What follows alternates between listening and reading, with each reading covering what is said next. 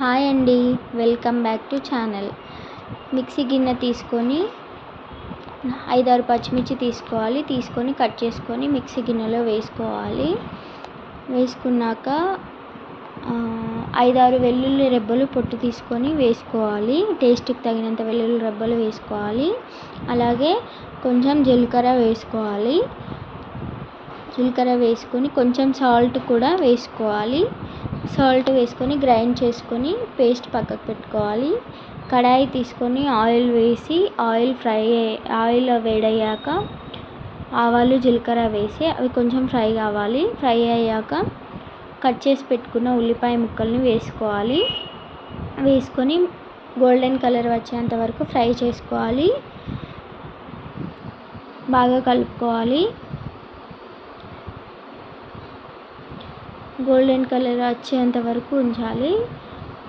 అలాగే కొంచెం కరివేపాకు కూడా వేసుకొని ఫ్రై చేసుకోవాలి. అలాగే టేస్ట్కి తగినంత పసుపు వేసుకొని బాగా కలుపుకోవాలి. అలాగే కట్ చేసి పెట్టుకున్న బెండకాయ ముక్కల్ని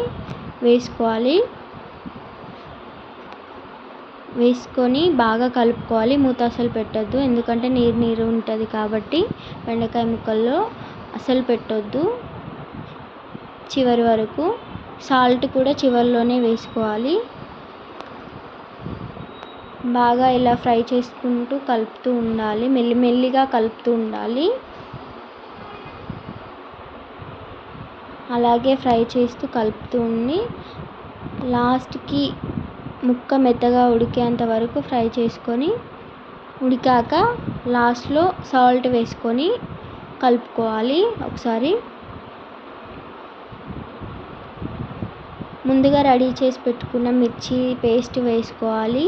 ఇక్కడ కారం వేయట్లేను, పచ్చిమిర్చిది వేస్తున్నాను. ఎందుకంటే నేను పచ్చిమిర్చి వేస్తున్నాను కాబట్టి కారం వేయట్లేదు. లో ఫ్లేమ్లో పెట్టుకొని కారం మాడిపోతుంది కాబట్టి లో ఫ్లేమ్లో పెట్టుకొని ఫ్రై చేసుకోవాలి. లాస్ట్లో కొంచెం కొత్తిమీర వేసుకొని దించుకోవాలి. ఇలా అయ్యాక లాస్ట్లో కొత్తిమీర వేసుకోవాలి. ప్లీజ్ అండి, సబ్స్క్రైబ్ చేసుకోండి, షేర్ చేయండి, కామెంట్ చేయండి.